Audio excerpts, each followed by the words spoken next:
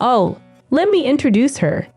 This is my girlfriend, Izabell, as Stone said with a smile. The woman next to him greeted me, "Nice to meet you, girlfriend."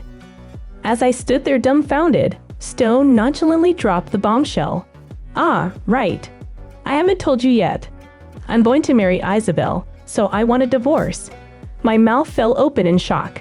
Stone, unfazed by my reaction, continued talking. I realized that what my mom and others said was right. Thinking about it calmly, being with an older woman like you has become tough. Izabell is young. She's only 23 after all. Both a house and a woman are better when they're new, right? Izabell tilted her head and nodded in agreement. And about your accident, it's not a big deal, right? Fracturing a bone and then slacking off on housework. I want a divorce. We'll take the house. I was so stunned by his outrageous statement that I couldn't even feel angry. When faced with such an absurd conversation, I didn't even want to engage. Taking a deep breath, I said, "Okay, here are the divorce papers," and handed over the signed document. "Oh, you're well prepared, aren't you?" Ignoring the two of them rejoicing, I began preparing to leave the house. As I was packing my things, Stone called out to me, "You don't have anywhere to go, right? There's an apartment near the station you can rent for $200. It's run down, and the walls are cracked, though." "Stone, that's terrible." The two of them laughed mockingly. I didn't respond at all and forcefully shut the front door. Let them laugh all they want. I have a place to go, a place they would never expect. My name is Hazel Bradley, and I'm turning 40 this year. I married Stone, who is 35, 3 years ago. We don't have any children, and we live in a house that I bought while I was single. It's a second-hand house, but it's pretty nice since it's been renovated. The reason I bought a house before getting married goes back to my childhood. My family was poor because my father wasn't around. He disappeared before I was old enough to remember. We still don't know where he is, and I grew up living with my mother. My mother showered me with love, but life with just a woman's income was tough. However, I was content as long as I had my mother. When I was in high school, my mother passed away due to illness. It was a shock. But I didn't have time to wallow in sadness. I had to live on my own from then on. I got a job at a small local advertising agency after graduating high school and worked frantically as a salesperson. That was when I was over 30. By then, I was so focused on work that I thought I probably wouldn't get married. If that was the case, I at least wanted my own castle. So after saving up money, I bought an affordable second-hand house. I took out a mortgage, but I've already paid it off with some extra payments. Around that time, I met Stone. Stone was an employee at a client company. I noticed that Stone, who is 5 years younger than me, seemed a bit unreliable. But he seemed impressed watching me work efficiently. Stone asked for my contact information, and we started hanging out frequently. I was surprised, but I remember feeling happy about it. Having lived a life devoted to work and without a family, I had never had someone clearly tell me they liked me before. I accepted Stone, and we started dating, then quickly got married. At first, Stone's parents were hesitant about our marriage. I was older and didn't have any parents, but Stone stood up for me. He firmly told his parents, "Even without parents, Hazel is working hard. Don't say such things." I was genuinely happy and felt truly glad to have married Stone. I thought I could make it with him, but then Stone began to change. Not even half a year after we started living together, it happened one night. Stone came home from work and immediately sat at the living room table. Tonight's dinner was meat and potatoes, salad, and egg soup. Stone started eating but soon put down his fork. "What's wrong?" I asked. Stone sighed as he spoke. "This soup, it's from this morning, right? I don't like leftovers for dinner. Can't you make it fresh at night?" "But it takes time.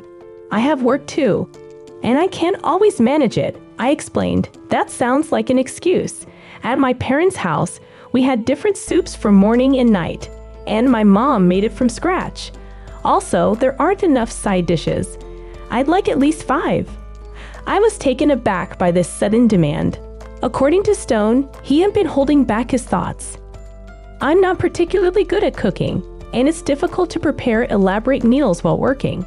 Your mom was a homemaker, right? I work too, and I can't make that much. Stop making excuses. You're a housewife, aren't you? It's only natural to do that much, Stone insisted. I was frustrated with Stone's stubborn attitude, reminiscent of a traditional rigid father. But arguing further seemed to worsen the atmosphere, so I held back my words. I had my complaints, but I wanted to avoid a quarrel. After that, I started finishing work on time and hurried home to cook. But Stone's behavior escalated. You're using cheap meat, aren't you? This side dish is the same as yesterday. Don't repeat a dish within a week. As I tried to meet these demands, cooking began to dominate my life. Before I knew it, I was consumed with meal planning and preparation. Stone's nagging wasn't just about food. He checked every corner of the house for dust and complained about the cleaning despite regular efforts. Stop complaining all the time. If you notice something, you could do it yourself, I said when I finally spoke up. In response, Stone threw harsh words at me. What are you talking about? Housework isn't my job, is it? Don't shift the blame. I hate to say this, but maybe you can't do housework properly because you don't have parents. I was dumbfounded by his words. Stone had never been the kind of person to insult me. Was this his true nature and the Stone I knew before just an illusion? I wished he would return to the Stone I knew before. But my hopes were in vain, and the situation only worsened. Exhausted by Stone's relentless demands for housework, I was at my wit's end. Balancing work and home life was becoming impossible. At Stone's suggestion, I decided to quit my job. It was a job I loved and had continued since graduating high school, but it seemed necessary in hindsight. Maybe it would have been better to break up at this point. However, I had always prioritized work over romance and was unfamiliar with what a normal family was like. Meeting Stone's demands felt like my duty as a wife to maintain a peaceful home. I thought it was okay for me to endure a bit. Becoming a full-time homemaker significantly increased the time I could spend on household chores. Stone's nagging decreased, and I was truly relieved. I thought this had resolved our problems. But one day, on a holiday, Stone went out in the evening to visit a friend who had built a new house. He returned that night smelling of alcohol. He must have drunk a lot. He was an unusually talkative man. His house is so spacious and elegant. The furniture designed by famous designers is really stylish, and all the home appliances are high-end. Really impressive, he said. Oh, really? I responded casually and offered Stone some water. But then he looked around the room, and, as if he wanted to say something, he said, "We should at least do something about this cheap furniture." The furniture and appliances were from my single days, only a few years old and still in good condition. They weren't luxury items, but they weren't so cheap either. Besides, when Stone moved in, he said, "Let's keep using these appliances and furniture." I pointed this out, but Stone nonchalantly responded, "Well, now that I'm living here, I think new furniture would be better." That's easy to say, but they're still usable. It's a waste to replace them, I softly protested. Stone's expression turned mocking. Huh, that's so like you? Always sounding poor. Maybe it's your poverty mentality. What? Why would you say that? Besides, I've quit my job. We don't have that kind of money. You quitting your job was your own decision, but you said, yeah, blame it on me again. With that, Stone staggered into the bedroom. His words were hurtful, and anger welled up inside me. But I tried to convince myself it was just the alcohol talking. Hazel Bradley thought, he's just bold because of the alcohol. Don't worry about it. However, Stone's attitude continued to worsen. Even when sober, our conversations turned into arguments with him constantly complaining about me. What was happening? Without consulting me, Stone bought new furniture and even updated his golf equipment. He seemed pleased, admiring his new golf clubs. Stone is a salaried employee with not a high salary. He probably took out a loan. But with me not working now, I worried about the repayment. Anxiety grew inside me. Then, an unexpected event occurred. As usual, I was heading to the supermarket to buy ingredients for dinner. While walking on the road, suddenly a loud horn sounded from behind. Immediately after, I felt a huge impact on my body, and then my consciousness faded into darkness. When I awoke, an unfamiliar feeling greeted me. It seemed my body was lying down. I felt pain all over and couldn't get up. What happened to me? I thought. Oh, Miss Bradley, you've woken up. An older woman nearby spoke to me. Where am I? I asked. You're in a hospital. You were brought in after a traffic accident. An accident? I remember leaving the house, but I don't recall anything after that. I moved my head. The sterile bed, the IV drip, and the woman in nursing attire. It was indeed a hospital. Looking outside the window, it was already dark. I had left the house around 2:00 p.m., but much time had passed. A doctor came and briefly explained the situation. Apparently, I was hit by a car whose driver was not paying attention while driving to the supermarket. There were a few broken bones, but my life was not in danger.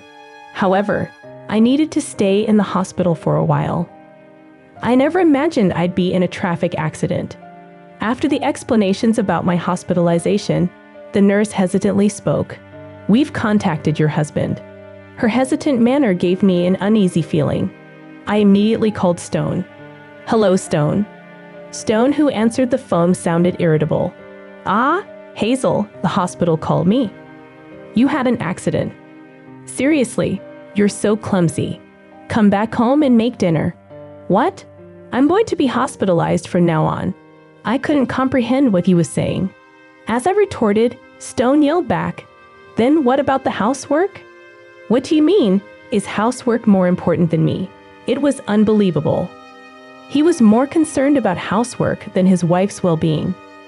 Anger started boiling inside me, and we ended up arguing for a while. Arguing further seemed pointless. Frustrated, I hung up the phone. Stone had become harsher in his words recently, but I never realized he was this cold. I was angry and in pain the whole day, unable to sleep. Gradually, my strength returned, and I began rehabilitation. It was hard to move at first after being bedridden, but it got enjoyable. Rehabilitation was a good distraction from thinking too much while lying in bed. Meanwhile, there had been no contact from Stone. Annoyed, I also ignored him. Around that time, I often crossed paths with an elderly man in the hallway. He was well-dressed, so not patient, maybe a visitor. I didn't pay much attention initially, but I felt he was looking at me. One day, the man approached me. Are you Hazel Bradley? I answered warily, Yes, that's me. Can I help you? Little did I know then that this man would set my fate in motion. Eventually, after a month in the hospital, I was discharged. I wasn't fully recovered but could continue without patient care. Finally, I could return home. My house felt strangely nostalgic after a month, but that feeling was short-lived. The moment I opened the front door, I noticed something was off. There were unfamiliar shoes, flashy pink heels with ribbons. Could it be? I rushed into the living room. The interior of the house had changed dramatically. Not only the furniture, but also the appliances had been replaced with new high-end models. The curtains had changed too, making it seem like a different person's home. Oh, Hazel, you're back. Did you get discharged? Stone appeared casually from the back of the house. A young woman was with him. She had brown hair and wore a shoulder-exposing dress, speaking languidly, Welcome home. Ah, who are you? I was stunned. Stone smiled. Oh, let me introduce you. This is my girlfriend, Izabell. Nice to meet you. Girlfriend? Yeah, I haven't mentioned it yet. I'm going to marry Izabell, so I want a divorce. I was speechless. Stone continued to blabber. I realized my parents were right. Without proper parents, you can't do housework properly, and it's just embarrassing being poor. I thought an older woman like you would be reliable, but I got tired of being with an old lady. Izabell is young, 23 years old. New homes and new women are always better, right? Right? Right? Izabell nodded in agreement. And about the accident, it wasn't anything serious, right? Fracturing a few bones and then slacking off on housework. I want a divorce. We'll take the house. I was so stunned by his absurdity that I couldn't even get angry. Don't get it wrong. We plan to buy a new house eventually, but this one is just a stopgap until then. Faced with such absurdity, I couldn't even bring myself to have a conversation. The stone I knew was gone. What stood before me was not a human, but an incomprehensible monster. I shouldn't stoop to his level.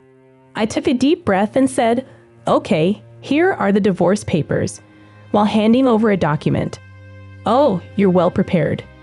I had already signed the divorce papers in anticipation of such a scenario, given the recent hostile atmosphere.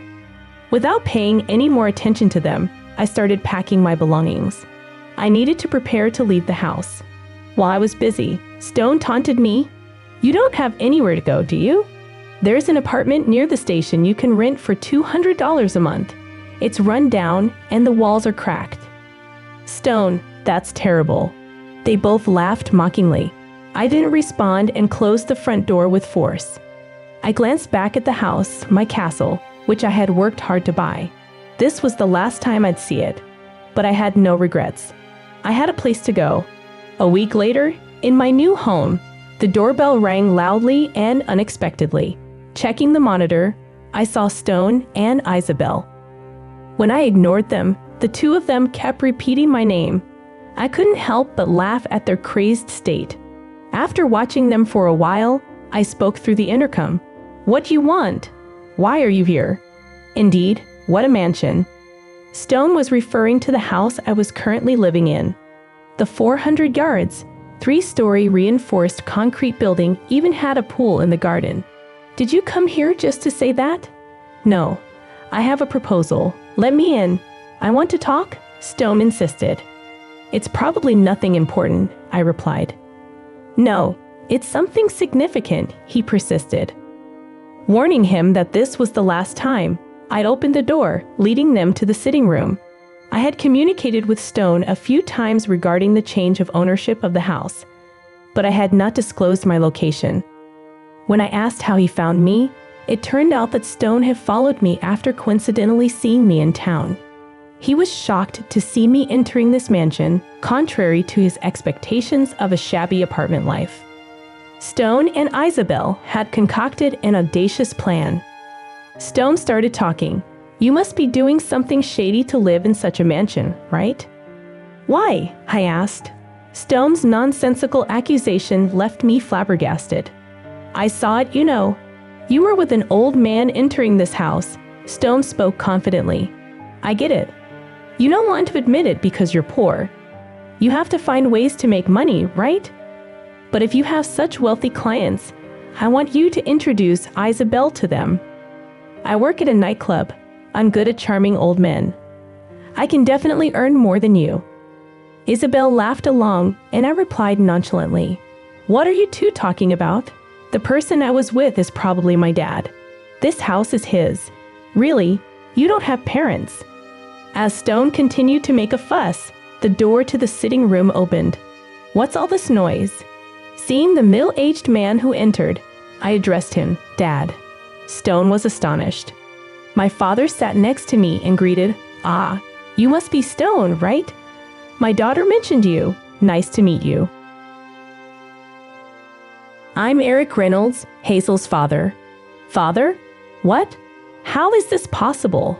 Stone's confusion was evident as he looked back and forth between my father and me. It wasn't surprising. My reunion with my father was recent, during my hospital stay. Yes, the elderly man who approached me at that time was my father. I had been told by my mother that he had disappeared. At first, I thought it was a mistake. But as I talked with this man, I realized he was indeed my father. He'd gone to England to start a business. Once the business was established, he planned to bring us over. However, he was robbed in England, losing all of his belongings and business funds, and was cut off from any means of communication. Desperate, He eventually got a job at a man's company and worked his way up to become the right-hand man of the company's president. With the help of this man, he started his own business, which became successful, and he achieved social success. His only concern was us, his family. Busy with work, he couldn't find the time to return, and the guilt of leaving us made it harder for him to face us. When his company started a new venture in the US, he finally decided to return. He built a house here and started looking for me and my mother, only to discover she had passed away. At that moment, my father seemed deeply regretful, wishing he had returned to the US sooner. He wanted to see me, his remaining daughter, as soon as possible and visited me in the hospital. After learning the truth, I ended up living in this mansion, which belonged to him. I briefly explained all this to Stone and Izabell. By the way, my father had also investigated Stone's infidelity. After golfing with colleagues, he frequently visited nightclubs, and that's where he met Izabell. So, this is my family home. Got it. I didn't expect a rich father to suddenly appear, Stone muttered weakly. Then, if you're so wealthy, would you visit my nightclub? Izabell immediately tried to hand her business card to my father. Predictably bold, as Stone would choose, my father promptly refused. I'm sorry, but I don't visit such cheap public places. Izabell was speechless. Understandably, my father's business associates frequented only the highest-end luxurious restaurants. A cheap nightclub like the one Izabell worked at would never be on his list. Besides, I don't have any money. I've already transferred my inheritance to Hazel. Stone and Izabell looked shocked. My father calmly stated the amount, around $1 million. It's the least I can do for neglecting her all these years. The two were left speechless. I know about your actions, especially Stone. You said terrible things to Hazel while she was saving diligently from her meager salary to buy that house and doing her best with household chores, despite not having a mother to teach her. You tread on her feelings. I can't forgive that. And you were unfaithful during your marriage. I could even take legal action. Stone recoiled as my father spoke slowly. But I won't. Part of the blame for Hazel's hardships lies with me. I decided to speak my mind for the last time. You've ridiculed me for being poor and for not having parents. I'm fed up with someone as heartless as you. Never, never come to this house again. Goodbye. They sat there with frustrated faces, speechless. I coolly said to them, "Is there anything else? If you're done, please leave." Overwhelmed by our cold gaze, they left the house dejectedly. Looking out the window, they seemed resentful. Unable to leave, my father opened the door to the doghouse in the garden. Two ferocious Dobermans burst out. Helplessly screaming, Stone and Izabell ran away. My father and I laughed together, enjoying a good laugh for the first time in a while. This would probably be the last time we saw them. Finally, I could have peaceful days. I felt profoundly relieved. Later, I learned their fate was pitiful. They continued to live in that house, but a storm hit the area. There was a heavy downpour, and the nearby river overflowed, flooding the surrounding area. Fortunately, the area where I live wasn't particularly affected, but it seems the house where the two of them were living suffered significant damage. They escaped, but Stone's precious high-end furniture, new golf gear, and Izabell's branded items were all waterlogged. The house's pillars, soaked for hours, rotted. With nowhere to live, they ended up in a shelter. Stone's parents lived far away, and Izabell's situation was worse. Her parents, unemployed gambling addicts, lived on welfare in a cramped apartment. She had hidden this from Stone, pretending to be from a better background. Izabell was broke from her lavish spending at the nightclub, and Stone, obsessed with luxury, was drowned in debt. Used to relying on women for money, Stone was at a loss. Left with no other option, the two of them ended up living in the rundown apartment near the station that Stone had told me about, which had a rent of $200. It's ironically funny that Stone and Izabell ended up living in that apartment they had mocked so much. What goes around comes around. Without sincere repentance, they are unlikely to find peaceful days again. As for me, I had resigned from my previous job and was planning a job hunt. When I told my father, he offered me a position at his company. The job was in sales like before, and it was fulfilling. There were challenges, but I was determined to become an asset quickly. My experience in sales was useful during the home parties my father hosted for business associates, allowing me to converse easily with anyone. I also started studying other languages, considering working abroad in the future. My father often said, "You look much livelier than when we reunited." It seemed unbelievable that I used to be irritable every day while living with Stone. Life is unpredictable, even through hardships. They don't last forever. If you keep living positively, someone will always be there to watch over you. I believe that and plan to live brightly. I hope you guys enjoy our video. To watch more interesting stories, hit that subscribe button. Thank you.